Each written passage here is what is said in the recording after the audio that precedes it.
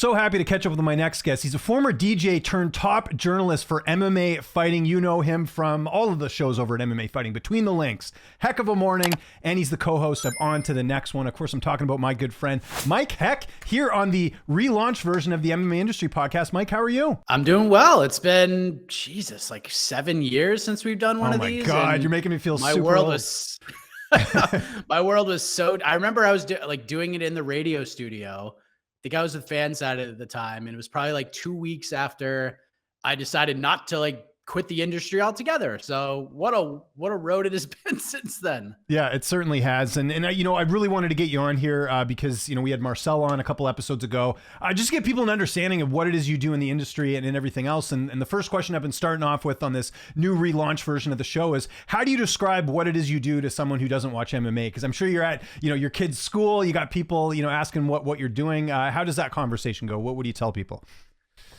I mean, I cover the craziest sport of all time that has no off season. And when people find out what I do, that's when like a million questions come about, and you get them from all different areas. Some are just like, oh, I love watching that. Or some think I'm absolutely insane for covering a sport so quote unquote barbaric, or, you know, how does it all work? What do you actually do? And I guess my answer to that is like, I just say yes, because I do pretty much everything from hosting shows to writing to news to, you know, doing all sorts of different kinds of content, preview post-fight shows. We do the watch parties now. So I kind of do everything at this point. And I got into MMA fighting at like a really interesting time in the world. It was literally the day Massachusetts shut down from COVID. That was my first day at MMA fighting. So it's just been a weird ride, man. Like I said at the beginning, but yeah, I guess I just do a little bit of everything. I don't do as many interviews as I did years back when we first spoke, but you find ways to fill the time and still try to do really interesting stuff. This is always something I found interesting about you. So when you and I first met, well, I remember you doing the SFLC podcast. I think I got that right? Yeah, back in the day. We'll talk about that in a sec. But your background, like you were in radio before all of this, but you didn't even, I don't even think you went to school for radio. What's your educational background for people who might be wondering, and if they're looking to get into this industry? So I would check off the some college box, and that's it. So I don't have a degree in this. Never really expected to do anything in this. I was kind of at a point where I had no idea what I was going to do. Fell into radio by complete accident because I hosted trivia nights and karaoke shows. I DJ'd weddings for a long time, and just the local hit music station needed an afternoon guy. And basically I was pushed as, he already knows how to do this, but he just doesn't know how to push the buttons. So we just got to teach him how to push the buttons. And that parlayed into, you know, doing some digital editing and stuff like that. So basically my education has been on the job training. I'm basically like a 4-0 fighter who signed with the UFC and has been there. I'm basically the Alexander Hernandez of MMA media, where I just got thrown right in there against a top 15 guy and did well. And now I've been slowly trying to learn the space from that point. So yeah, it's very, very strange how I'm here. Because if you asked me like 15 years ago, I'd probably laugh in your face if I told you I'd be doing an interview about this particular topic, but yeah, here we are. You just kind of got to be in the right place at the right time, I guess. Well, and the interesting thing is, like, I remember when you didn't do video, it was just audio podcast stuff. I mean, just to give people an idea of how long Mike and I have gone back. I mean, you and I were doing interviews for Titan FC back in the day. You remember that, when we were kind of like, you know, shout out to the great Brian Levick, who is no longer with us, but one of the PR guys that would just give us all these interviews with up and coming fighters that ended up being like, you know, UFC mainstays, a lot of these names. But how was it like learning how to get into the video side of things? Because I know, like you said, you started in radio. How are you able to learn how to do all the video content and edit and all that stuff? Obviously you were a very big help in that. And I wasn't setting this up for a compliment, by the way, but I know we did back in the day. Yeah.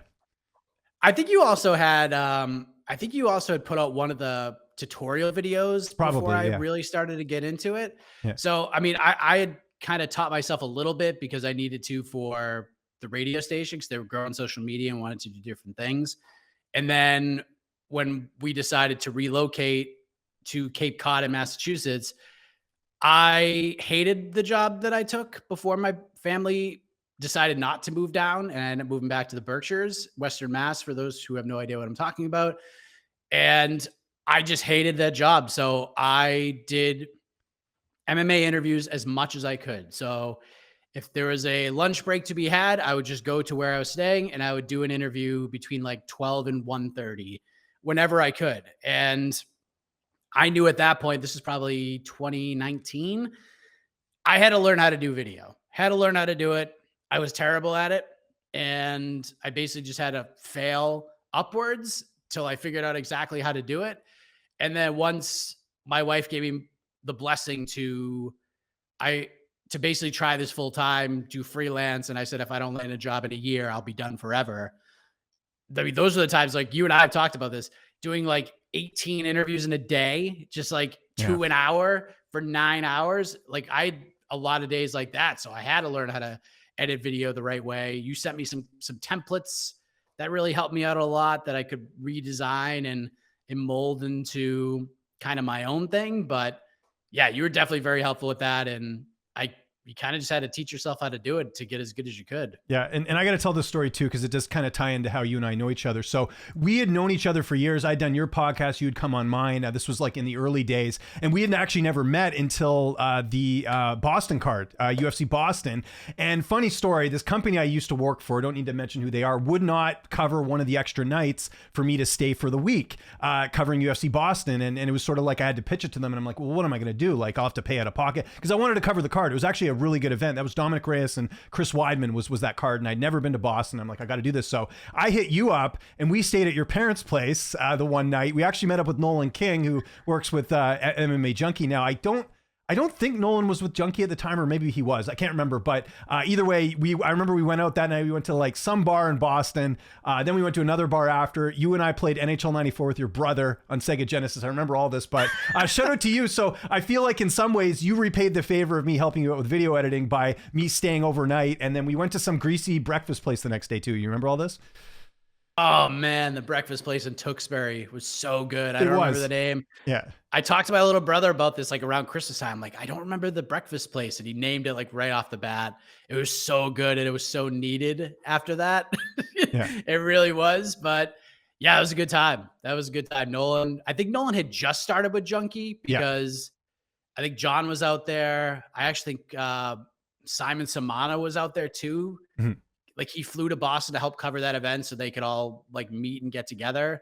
And so that he could meet Nolan face to face and see if he could provide any help that was needed. I think that was what that was. But I think Nolan had been with Junkie for maybe a month or two. Yeah. So super early on in his run. So yeah, that was a good time. Well, and I wanted to bring up that story as well, because like, it just goes to show like, sometimes you just have to like pull out all the stops to make things happen. Like I really wanted to cover the Boston card. So I was like, okay, I'll hit you up. I'll stay on your couch if that's cool. I'll buy you breakfast the next day or something. I forget what we ended up siding on.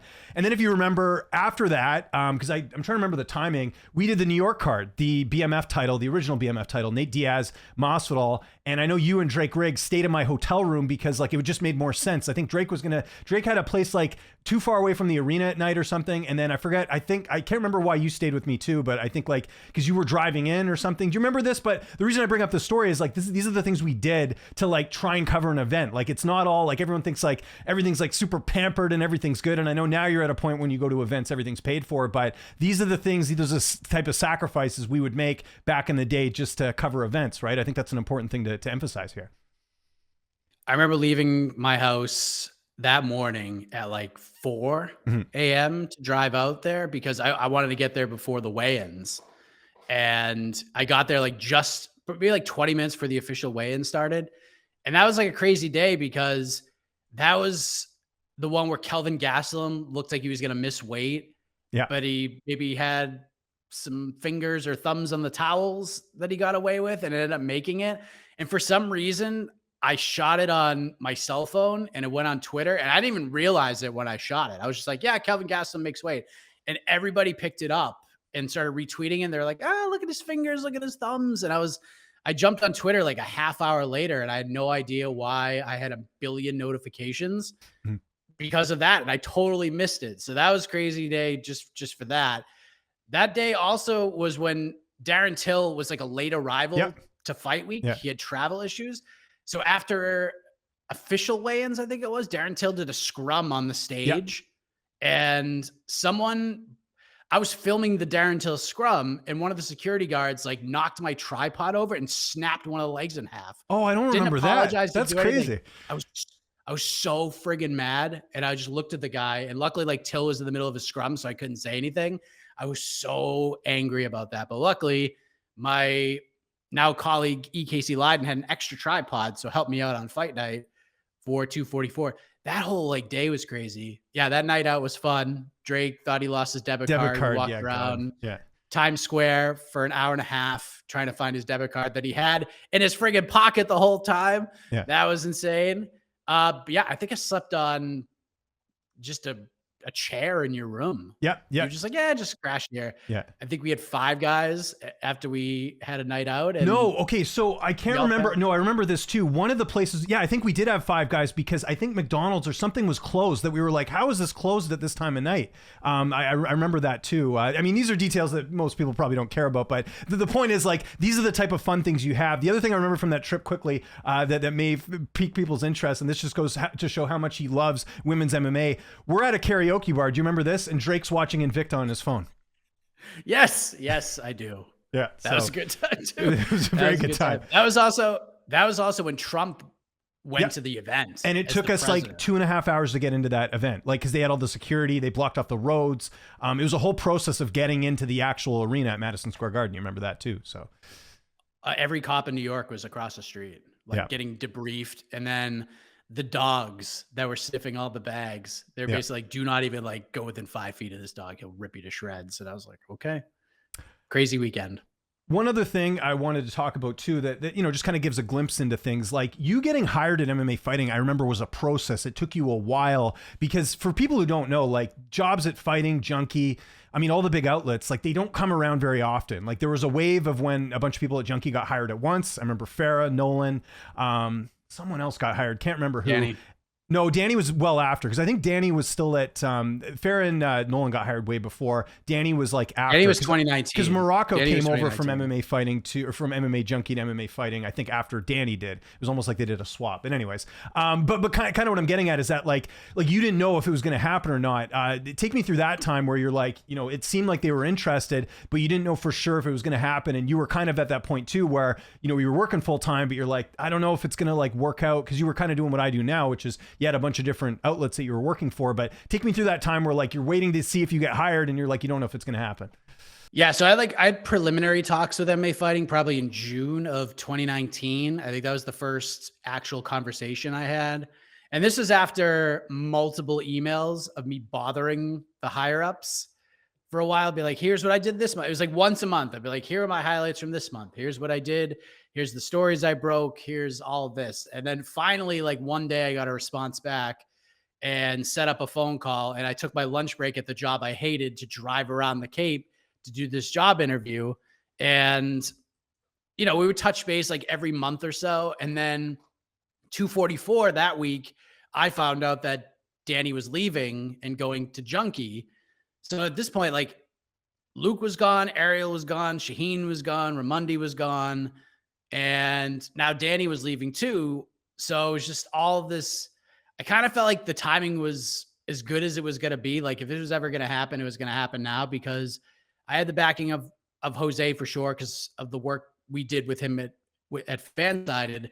And then obviously I knew some of the other people that worked there, not like AK had been on some shows that I had hosted, been on Between the Links well before the MMA Fighting version of it. So I just felt like the timing was coming. And then it probably took like 2 more months before I had an actual meeting about it, like an actual like second interview, I guess, like officially. And then it was like, all right, we'll let you know in a few weeks. And then as the few weeks are going, you can't just sit and rest on your laurels. You have to keep doing work and keep doing stuff.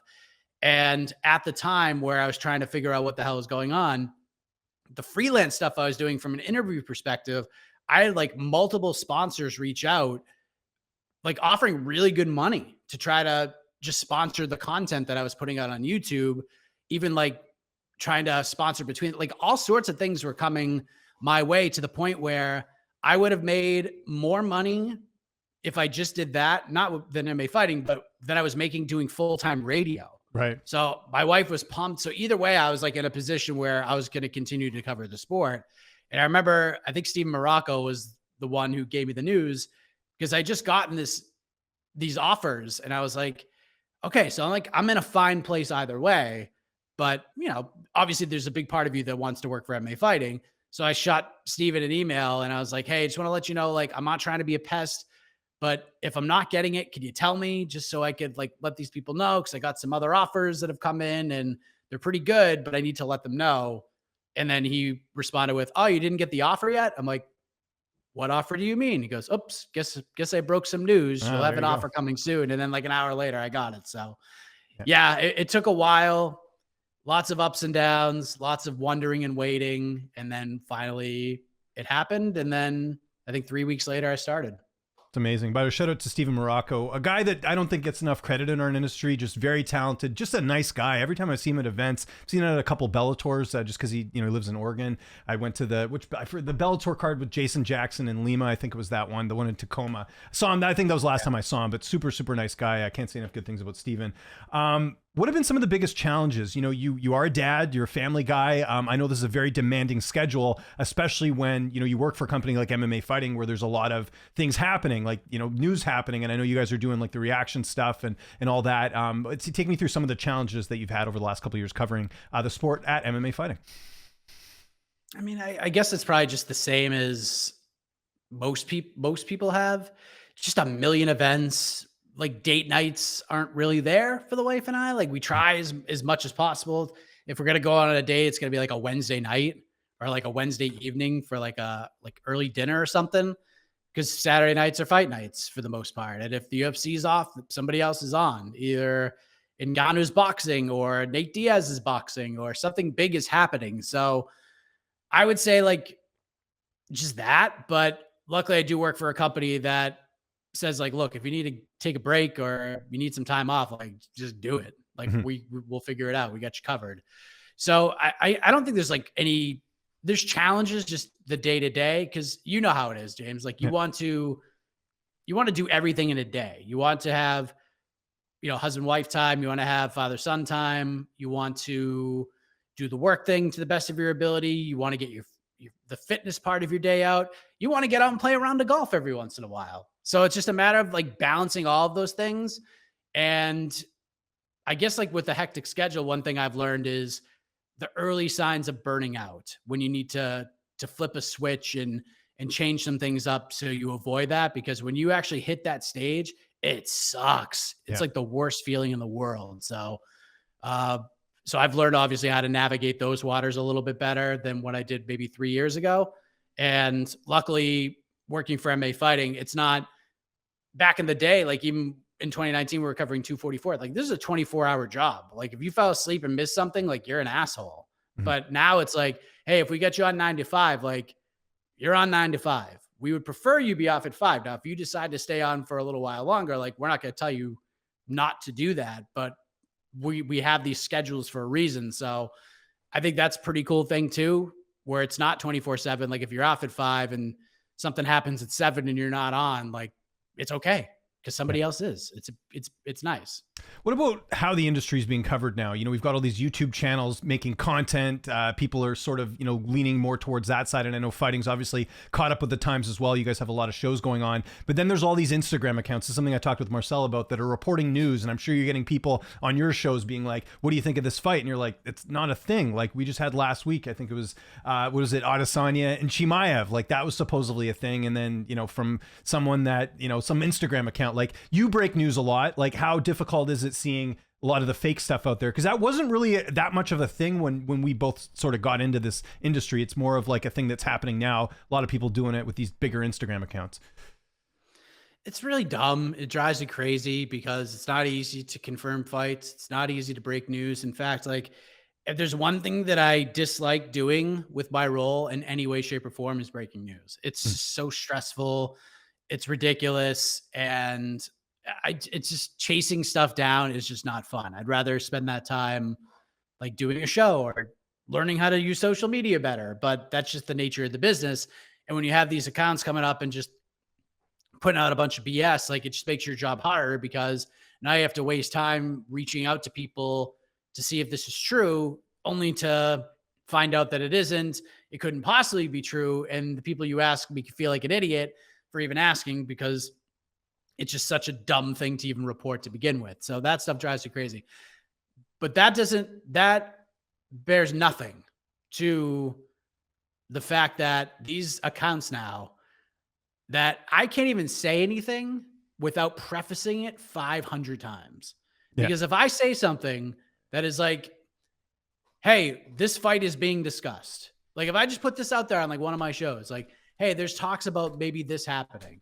If you don't preface it by saying like, hey, this is not in the works. This is not done. This is not signed. Do not report this. If you're an IG account, do not report this. It's not a report. This is what's being talked about.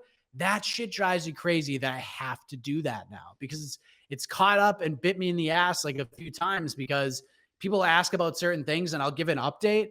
So now like I can't even have these conversations anymore because people sneak onto these calls just so they could get their IG followings up a little bit. Like I knew that after Paulo Costa got hurt, I knew that Khamzat Chimaev was offered a fight with Sean Strickland after he won the middleweight title. I knew that before anybody else reported it. But because of these things, like I can't even come out and say that. And people don't even, like the people I got the information from, like don't care that I offer it as long as I present it in the correct way. But if I had put that out there, even if I pre-warned people 100,000 times, that thing would have gotten everywhere. People would have been so mad at me, even though I didn't say any of that stuff. So that drives you crazy more than the fake news reports. It's people just taking something you say, flipping it in this whole other direction that just wasn't meant to be taken in that direction at all. That drives you crazy more than anything. Well said. Well said. We are going to do some fun questions here. I've been doing this with all the guests, just rapid fire, just whatever comes to mind first. Mike Heck, favorite athlete outside of combat sports? Tom Brady. Let's go. Favorite movie? Oh, God. Dumb and Dumber. Favorite TV show? The Shield. Favorite cheat meal? Oh, good hamburger all day. Favorite comedian? Jerry Seinfeld. Favorite travel destination? That I want to go to or that I've ever been to? It doesn't matter. Either or. I'll say San Diego. I haven't been there yet. I was there. It's overrated. Favorite animal? The dog. The pooch right to my left here, laying on the floor. What's your hidden talent? Oh, God. I could sprint pretty fast for a large individual. What's your biggest pet peeve? I know what we just talked about, the IG people. Love it. What's the best advice you can give to someone looking to do what you do? Don't stop, embrace the grind. And if you think this is going to happen overnight, you need to reevaluate very, very quickly. This is a grind you need to embrace, and you need to embrace it for a long time. I have far more wrinkles in my forehead than I did when I started covering this crazy sport. But each wrinkle is a story, and each wrinkle is a roadmap to where I am today. So just keep going after it. If this is what you really want to do, put in the time. That's really all I can say. What's your ultimate goal, or are you doing it right now? Like, do you have like if you could say this is exactly what I want to do going forward, what would that goal be when it's all said and done in your career? That's a great question. I don't really know, because like this sport changes from day to day. I think I'm in a really good spot right now where I have tremendous coworkers. I have higher ups and bosses and managers who believe in what I'm trying to do, and they're all willing to let me try absolutely anything, which I think is great. I've been pitching a golf thing for 3 years. Great job on that, by the way. Finally got to do that. Yeah, I'm starting to edit the process, learning how to use shot tracers now, which is a super interesting challenge. But just like all these different things, like being able to do the watch party and being able to do these different things. Cause like my dream, like event coverage is what I did in Boston in August, was go and do media day, do the press conference, do the weigh-ins, and then leave. Like, I don't need to go to the fights. I don't need to do any of that stuff. So yeah, but I'm in a good spot though. Well, let me ask you this before we go. Do you want, would you want to have your show back? You did a great job with that. And I know Ariel's got his show, and obviously that's the #1 show in the business, the MMA Hour. But if you could bring back What the Heck, the video version, is that something you would want to do again if you were presented the opportunity? If I needed to, like, I think I've navigated the waters pretty well, where I've just found my own place. Like at first that was a challenge, right? Because not only did I have a show, not only am I doing interviews, but also the biggest name in media is doing a show, and he's probably going to be interviewing a lot of the same people I have. So it was tough for a while. Like I would book an interview and then I would see the MMA hour lineup the next day and be like, oh, well, this person I was supposed to talk to on Thursday is going on the MMA hour Wednesday. It's kind of dumb for me to talk to him if he's going on Ariel's show. So that was kind of frustrating, admittedly, at first. But then I just realized like I have my people, he has his, and we do the interviews when we can. Like it sucks that I've had to cut back on interviews so much, but it's okay. Like if someone wants to talk, all I have to do is say like, hey, let's do an interview. And I'll say, all right. Or if someone wants to come on BTL and do something different and just rant about the sport as opposed to just doing a regular interview, that's fine. Someone wants to go play a round of golf and video it, do an interview that way. Like we can do that. So there's different ways we can navigate it. I don't think I really miss What the Heck that much because it was a pain in the ass to put all together and produce and get every people and book all the guests and all that stuff. So I feel Ariel's pain there. But I kind of like what I'm doing now, getting the people involved, getting fighters involved. They want to come on the different shows. Like it's just way more free, I guess that if that's the right word to use. But yeah, I mean, I guess there's parts of things that I miss about it. But for the most part, like I'm really happy with where I'm at. I'm glad Ariel's part of the website. It's just massive that the MMA Hour is back with us. And on top of that, it's gotten New York Rick back in the fold with us. It's gotten Connor GC in the mix, who is a breath of fresh air for this space. Like there's not a lot of like tremendously positive people covering this sport right now or just inundated within the media space. And Connor Burks has been a delight, an absolute delight just having around. And without the MMA Hour coming back, like GC wouldn't be with us right now. He wouldn't be putting out the incredible memes that he's putting out all the time. We wouldn't have the watch party without the MMA Hour coming back. So there's a lot of really good things that have come out of that for sure. And people who don't know about the watch party, and this is going to be my final question, it's sponsored by DraftKings. So that's why, like, I always wondered, I think I asked you this at the beginning, like, why did they fly you out each week to go do it? But it's like a sponsored thing that's obviously doing very well. People tune in, you interact. I know you get fighters on too. That's sort of the reason why it's still a thing. Cause I imagine like flying out all the time, it can be a bit tough. I imagine doing that once a month. The worst part, I actually don't mind it. Like, there's certain travel days that are awful because just one day, like I go to New York for one day and then I go home.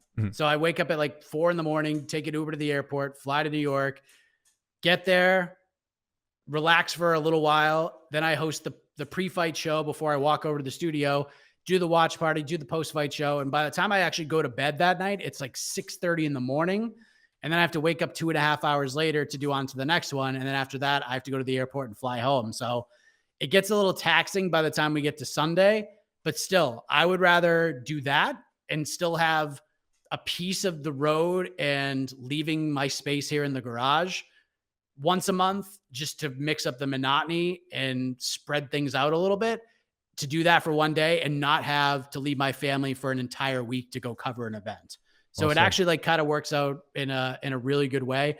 There are parts of me that do miss the entire fight week coverage, but still, it's me, my wife, my kid, and the dog. And to be able to put the burden on my wife, who also works very, very hard, and to be away for 4 or 5 days it's pretty tough. She has to carry a lot of weight and do a ton of things when I'm not around. So it's actually been pretty good, even though Monday morning after those watch parties, I'm freaking exhausted.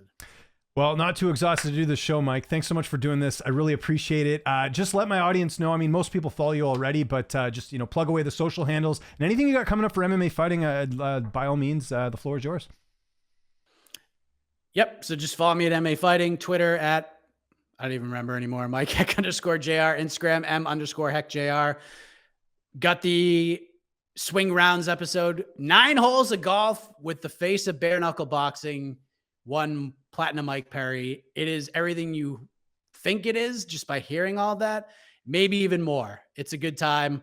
Hopefully we're going to have that on the next couple of weeks. I am doing one of those really heart-wrenching features / mini doc podcasts.